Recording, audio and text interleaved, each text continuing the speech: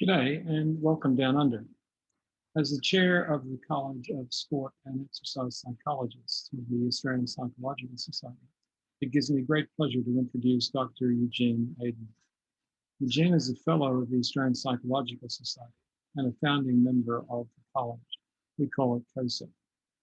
Dr. Aidman is principal scientist at the Defence Science Technology Group based at Edinburgh Air Force Base in Adelaide, South Australia. Eugene's presentation today is entitled Cognitive Fitness Towards Conditioning the Mental Ingredients of the Peak Performance. The scope of this material is simply breathtaking. Eugene? Thank you, John, and hello, everyone. Congratulations to the conference organizers for putting together such a diverse program. I'm sure it will be stimulating new ways of tackling what matters on the ground to our end-user communities. My background is in neuropsychology and psychometrics. I'm leading a research program on cognitive performance at Defence Science and Technology Group in Australia. In particular, I'm interested in fitness in all of its forms. I spent my PhD years measuring VO2 max and lactate thresholds. And I'm also wondering if we could have similar fitness metrics for cognitive strength, endurance, or agility. Better still, if we could train them in a gym-type setting, in addition to knowledge and skill acquisition. Turns out we can, or at least we can start unpacking the promising metaphor of mental and cognitive fitness into measurable and biologically traceable elements. Modern neuroscience is a game changer here. It drives a rapid accumulation of evidence about the inner workings of the body and the brain, and converting this evidence into usable technologies that can become much more realistic these days. My PhD actually focused on measuring mental effort, from school kids to the Olympians, and taught me not only that those measurements were linked to physical health and fitness, like VO2 max and aerobic thresholds, but that excess mental effort could lead to adverse outcomes such as overtraining and injuries. And as a postdoc in sports psychology with suicidal Olympians in my caseload, I was forced to add the space between the years, not just the physical fitness, to those fitness programming tools as I scrambled for answers to how to avoid conceding health and even lives in the service of unbalanced ambition. Well, fast forward 30 years and my work at DSTG now is focused on soldier performance, from selecting the fittest to developing training and operational support tools. Comparing it to my work as a sports psychologist made me realize that what it takes to sustain performance under pressure is remarkably common across many occupations, from firefighters and emergency crews to acute medicine, sport, performing arts, and the military. So the Cognitive Fitness Framework, or the CF2, was developed to assemble the key drivers of cognitive performance across these multiple domains. So here is the art of the possible that has exploded in the recent years. Translational neuroscience is developing at an astonishing pace, offering solid evidence for interventions that would have been considered science fiction just a few years ago. From cleverly designed reasoning strategy training that improves the thickness of your brain cortex, particularly if you have traumatic brain injury, to transcranial stimulation capable of erasing unwanted memory traces, let alone helping with your learning curves. And even brain implants. On this slide, you can see hippocampal prosthesis to replace the neural circuit that decodes your short-term to long-term memory traces and underpins everything that we learn. Currently good to compensate memory deficits, but aiming for memory booster functionality, and not surprisingly funded by DARPA. And in between, a myriad of methods informed by neuroscience and getting increasingly more realistic for practical applications, such as not relying on rolling out lab-grade equipment. And these include on-screen, off-screen cognitive tasks with and without direct brain stimulation, as illustrated in this very high-quality randomized trial. It is worth noting here that the enhancement is not the same as augmentation. So, and most of our research is aimed at cognitive enhancement, as it is no longer limited to the natural methods of enhancing ourselves through learning a new skill, for example, or using the tools such as hammer or binoculars. We can augment our sensing and perception with radars and night vision equipment and enhance it with corrective eye surgery, as Tiger Woods did, although I wonder what the Wilder would have to say about that one. We can enhance our thinking through education or training and augment it through decision support tools for our tactical decisions, such as air traffic controllers, and expert consensus building techniques like the Delphi for more strategic tasks. We can enhance our action capacity through strength and conditioning, as we all know, and augment it with exoskeletons, robotic mules, or compression garments. We can enhance our functional state through nutrition, work rest hygiene, or mental skills training, and augment it with caffeine or other fatigue countermeasures. The end result is actually the same: enhanced performance. In the field of cognitive enhancement, the distinction is typically between cognitive fitness and the tools that can amplify its impact of your performance here and now. So what are the key elements of cognitive performance we are focused on? The most basic one is alertness. To illustrate, watch the red dot ticking over the dial. You need to do it very carefully because every now and then it skips a position. This double jump is your signal to respond. Your response time in this task, its consistency and occasional lapses are important markers of your capacity to sustain attention on the task at hand. It's very basic, vigilance, but it underpins your capacity to work with this, like a radar screen, or even this. Although this is more of a futuristic rendering of helmet-mounted displays for the future soldier. Vigilance metrics are quite sensitive to fluctuations in your functional state, such as sleepiness or drowsiness, that can lead to catastrophic errors. Alertness provides the foundation for more complex cognitive functioning, such as impulse control. We use another set of tools to measure it. To illustrate, can I ask you to name the color of the font as soon as you see it on the screen? Quick and loud. Blue, yellow, green, red. Oh, rats. Yellow or red? So you've just experienced a response override task. This classic test, it's called Stroop test, goes back to 1930s. You respond faster and make less errors if the font color is the same as the written word. We call it congruent trials. The difference in response time and errors between these and incongruent trials, where the font color is different from the meaning of the word, is a marker of inhibition capacity, or your impulse control.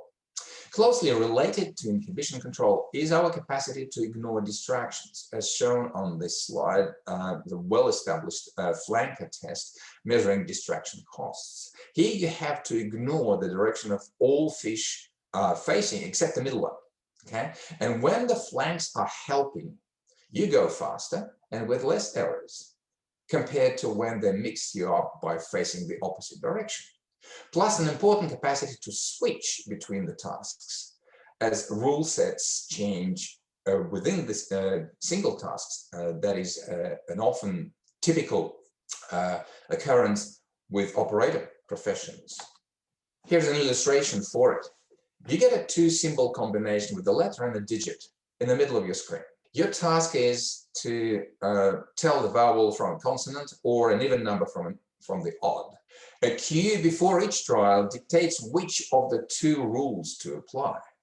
Not only you get letter trials mixed up with number trials, you also get repeat trials when the cue doesn't change from the previous one, and change trials when it does.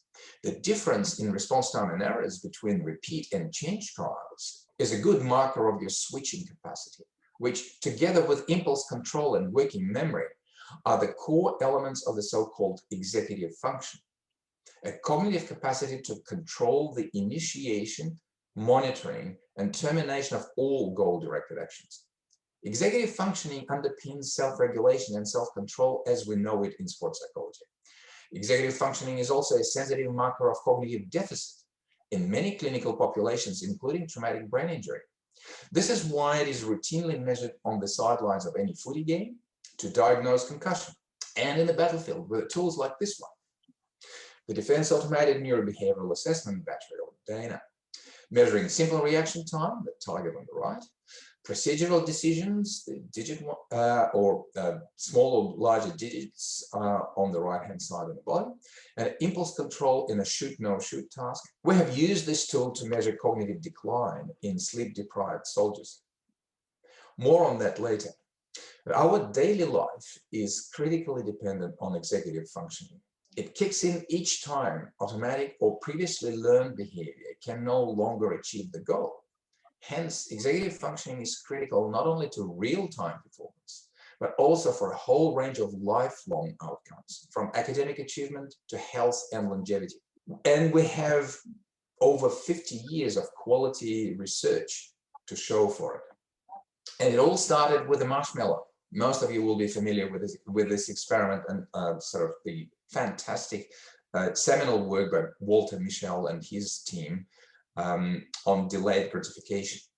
It started a paradigm shift nearly 60 years ago.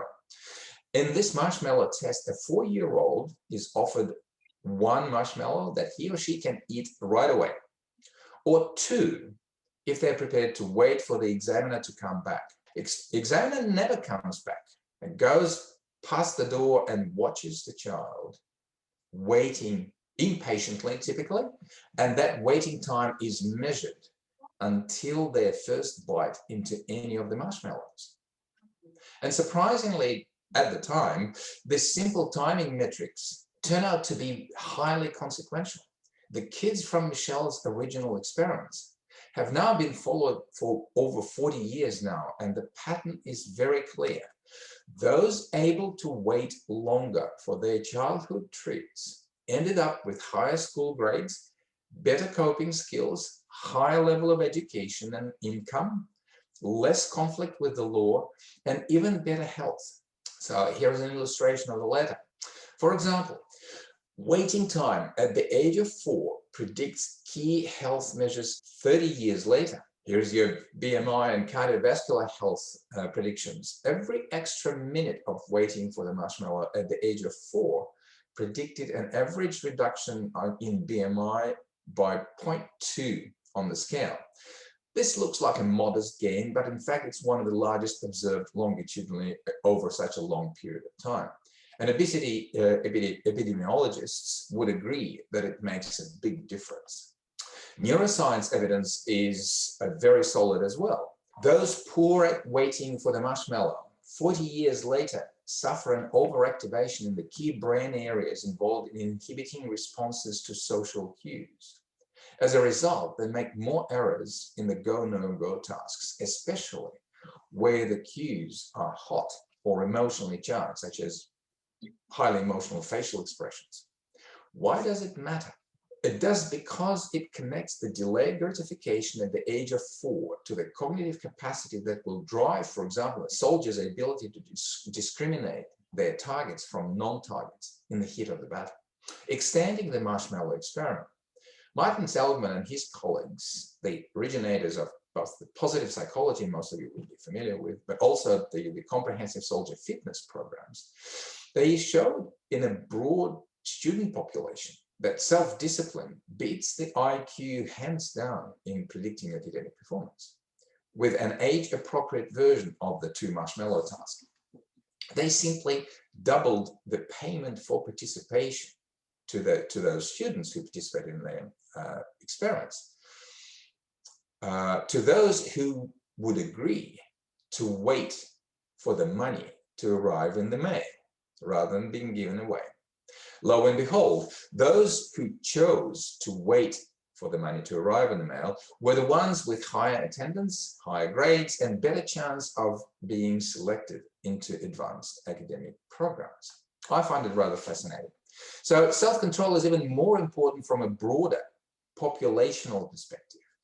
In the famous Dunedin study in New Zealand, over 1,000 newborns were assessed at multiple time points by parent, teacher, and other observers on impulsivity, inattention, frustration tolerance, and the like. The list goes on the screen there, combining to an aggregate self-control gradient score, as they call it.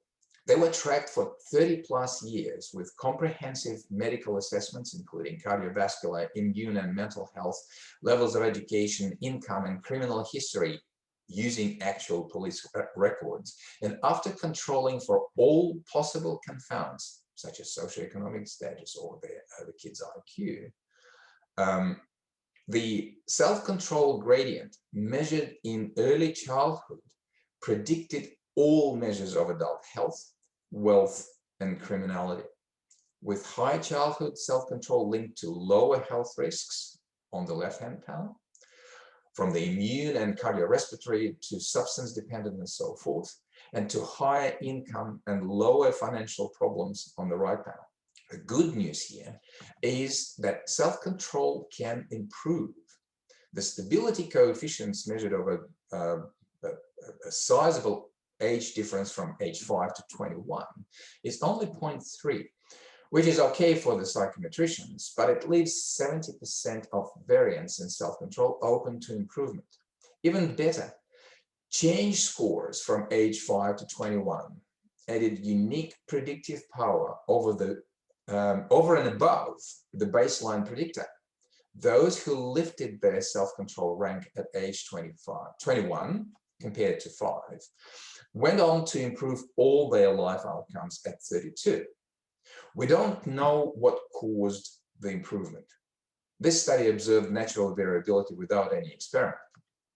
But imagine what a custom-designed training could do if it nudges self-control up across the population or across our target cohorts. So the bottom line, that self-control contributes to just about all important life outcomes, from real-time performance to long-term achievements in your chosen pursuits, from mental and physical health to peak performance and professional success. The evidence is compelling enough to start searching for methods of systematically improving self-control, its active ingredients, and other related elements of cognitive fitness.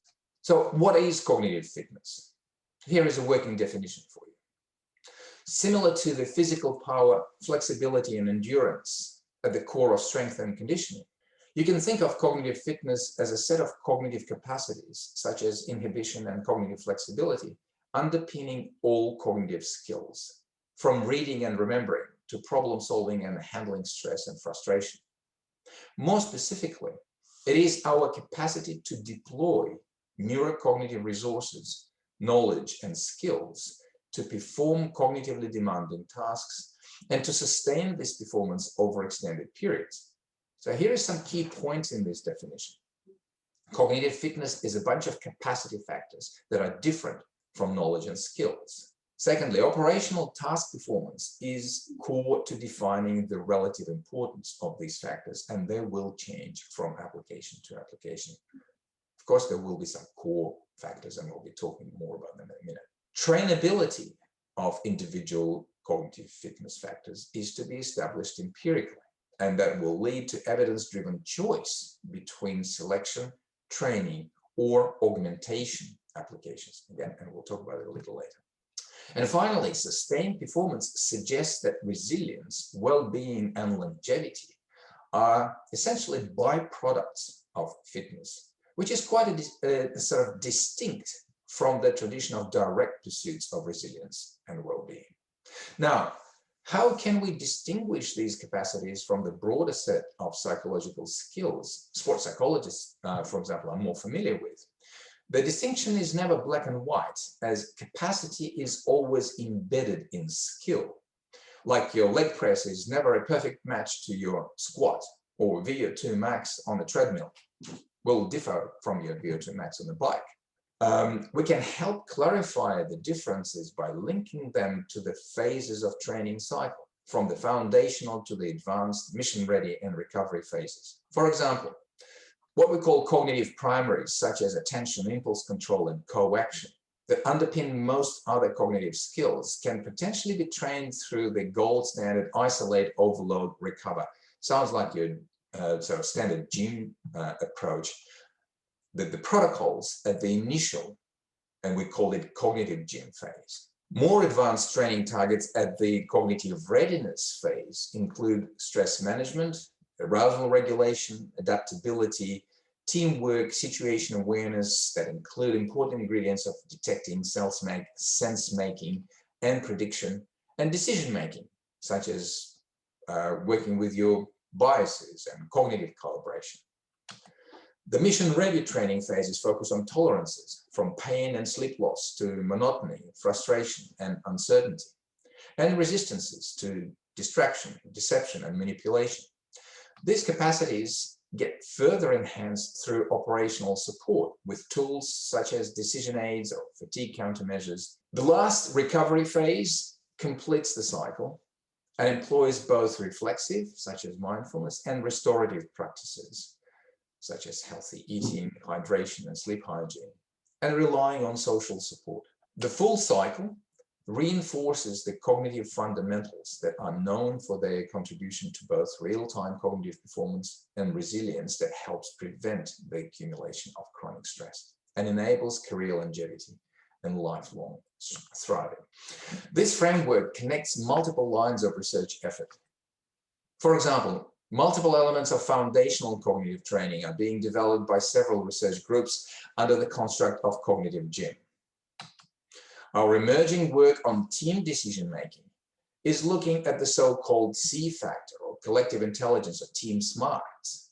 This C factor has surprisingly little connection to the individual smarts of the team members, and instead has been linked to their interactional competencies and team diversity.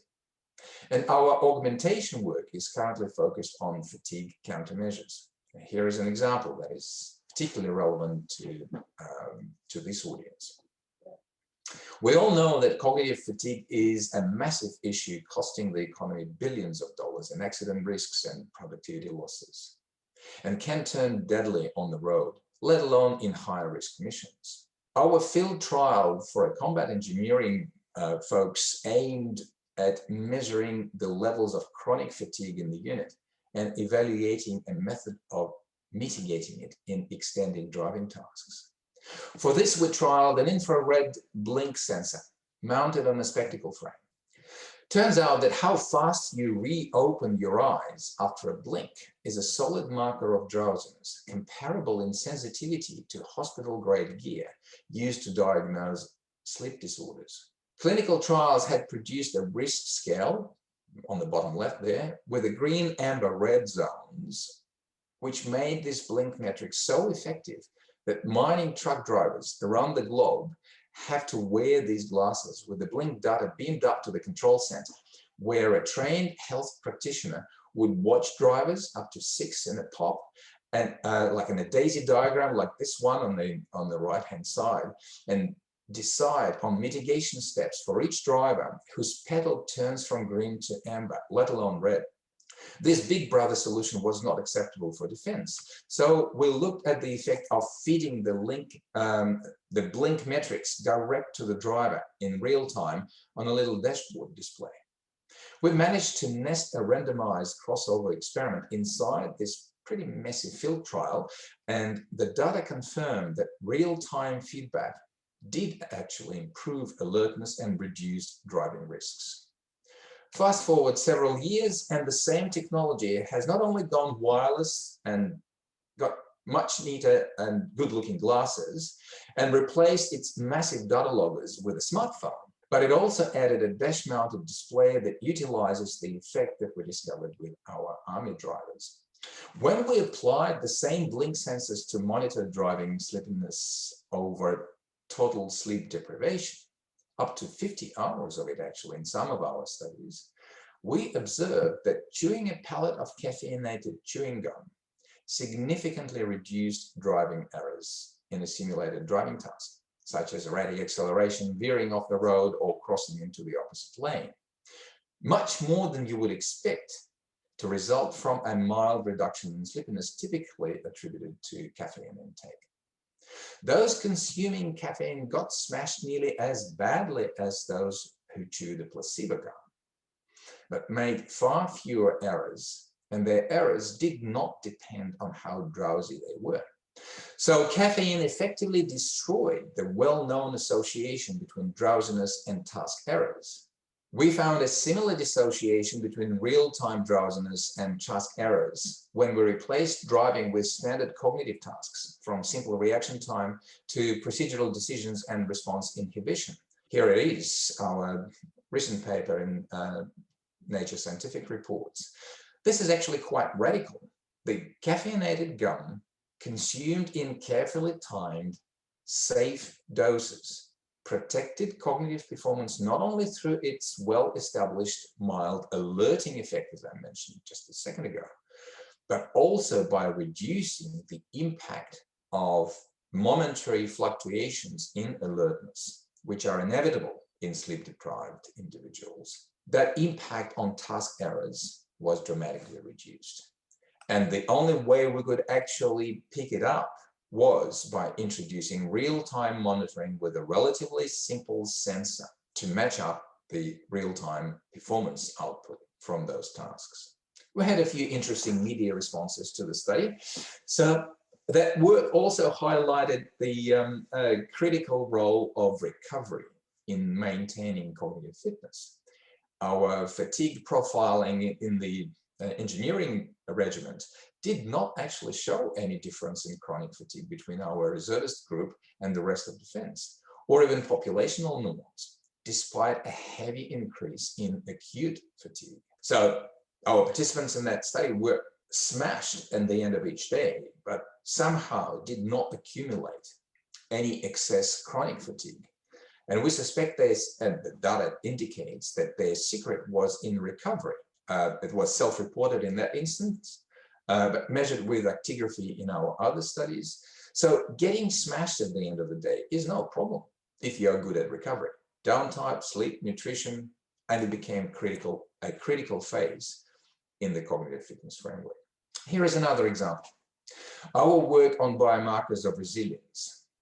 Just to give you some background, when we hear a sudden loud noise, like a thump or a gunshot, we respond with a spike in our heart rate, instant sweat, disrupted breathing, collectively known as acoustic startle. We can measure this stress response with multiple body sensors, the simplest being skin conductance, one of the fastest stress responses systems in your body, as you know.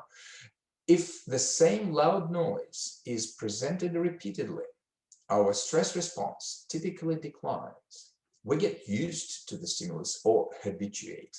It turns out that how fast you habituate to acoustic startle is linked to several markers of resilience.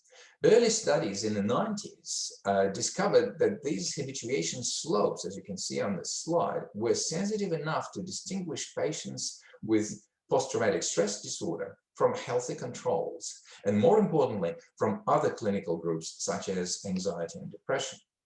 The PTSD folks didn't habituate at all.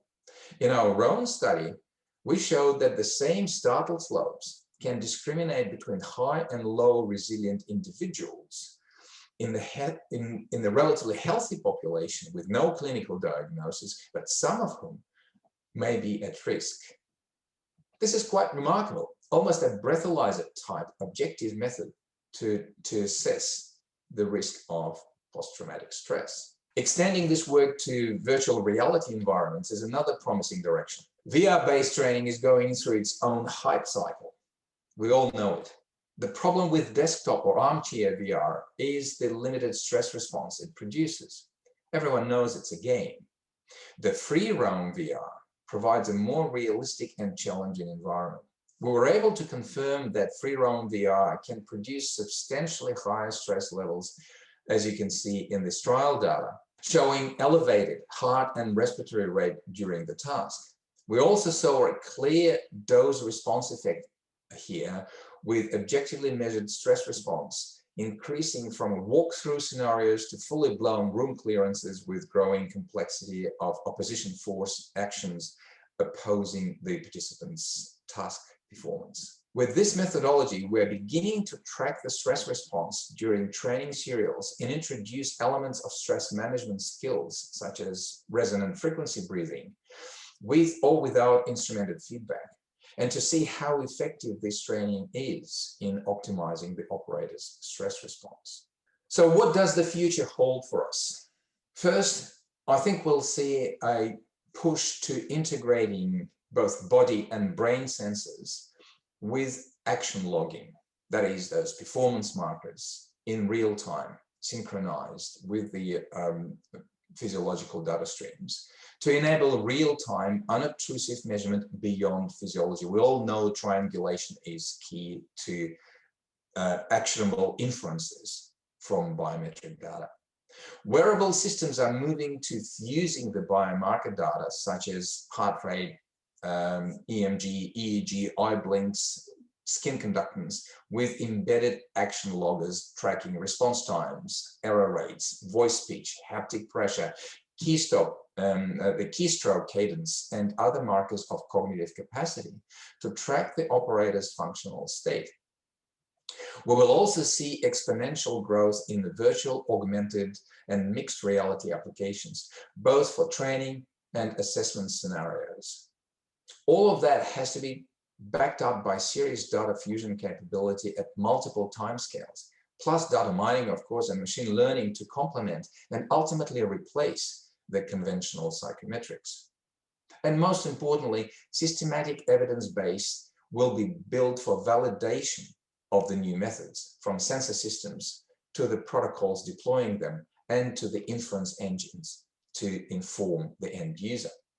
One of the key drivers of progress in all our work is the push for dimensional characterization and measurement of cognitive functioning.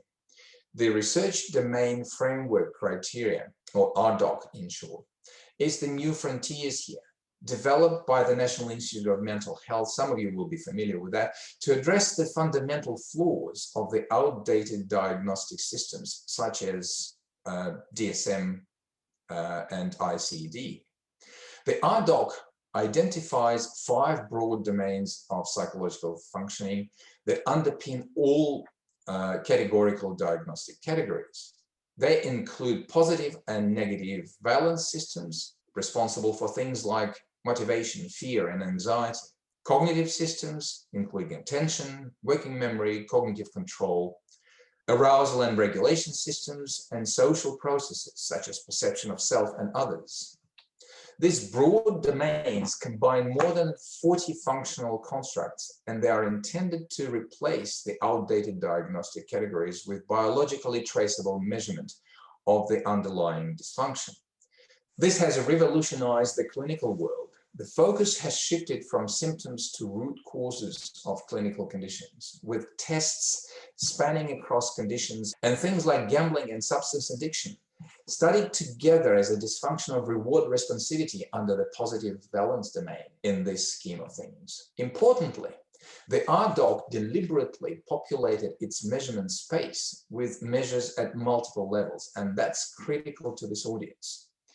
From behavior, self-reports, and physiology to neural circuits and biochemistry, and the RDoC matrix highlighting the resulting blank spots, which helps to stimulate and focus the measurement industry, including psychometrics. So you can actually make your own conclusions of where the promising market. What's critical to us is that RDoC measures are intended to span a full range from dysfunction to the norm. And all that was left to the CF2 work on cognitive fitness is to extend this logic to include peak performance. The initial mapping of the CF2 constructs is consistent with these broad RDoC domains. Our next question is about their relative importance in driving cognitive performance under different occupational settings. And that's where we rely on methods like the Delphi to develop a broad expert consensus on the dimensions of cognitive fitness. The ultimate goal here is a framework that offers a common language, agreed measurement standards, and a mapping of constructs that are worth measuring and improving in order to help our end users to meaningfully combine their well-being and performance aspirations, and to help ourselves to establish substantive and mutually enriching connections to those studying health and well-being, where the crisply defined fitness constructs become as critical to the prevention of, say, mental health conditions as they are to enhancing peak performance. To summarize, we are at a point where we can begin to define and measure the elements of cognitive fitness, to design the environments and protocols to improve it, and to develop fieldable technologies to protect and enhance cognitive performance.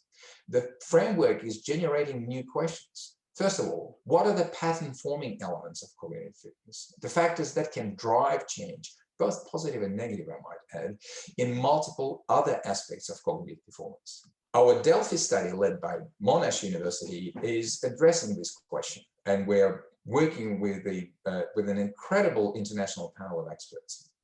Next, how can we best assess the components of cognitive fitness?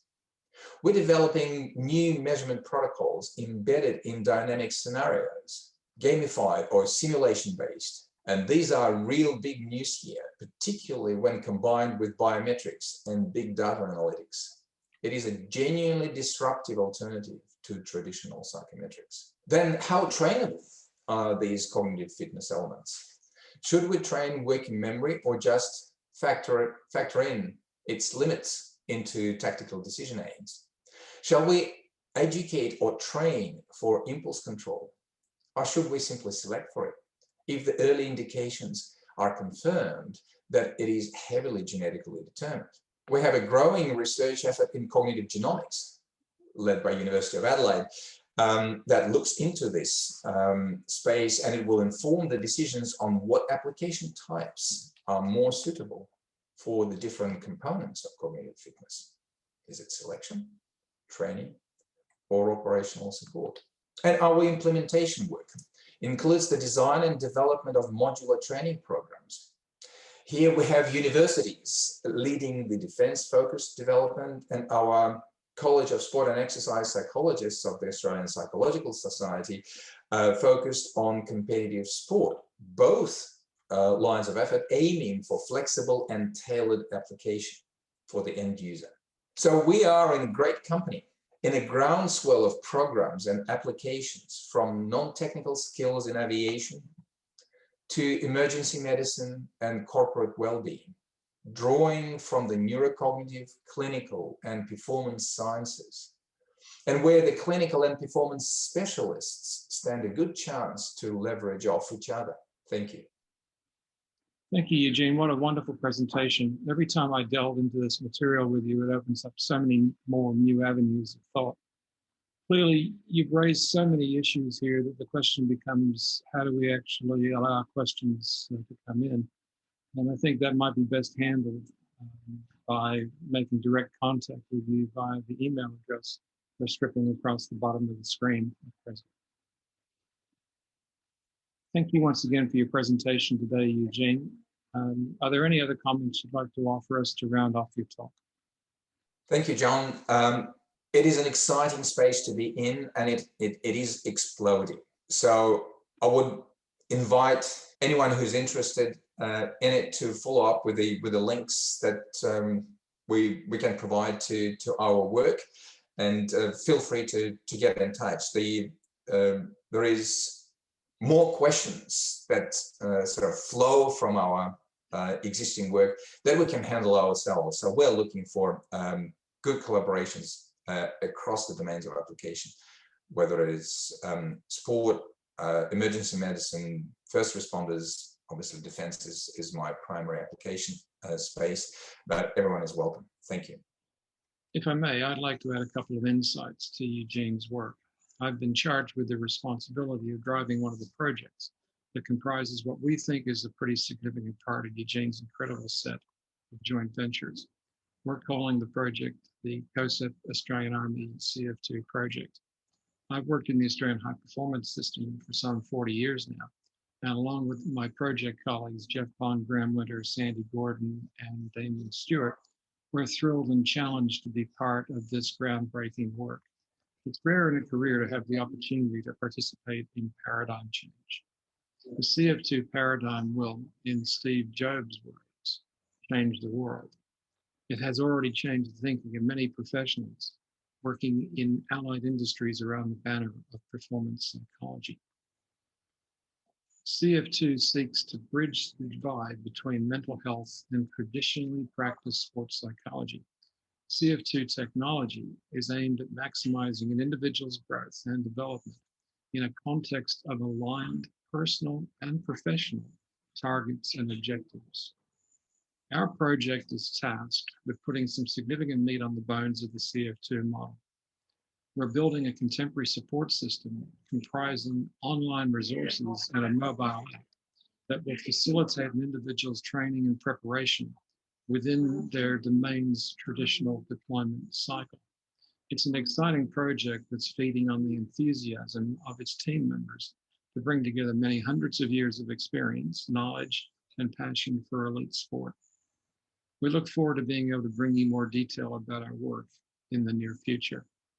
In closing, our project team would like to acknowledge the thought leadership that Eugene Aidman has brought to the CF2 environment and commend this body of work to you.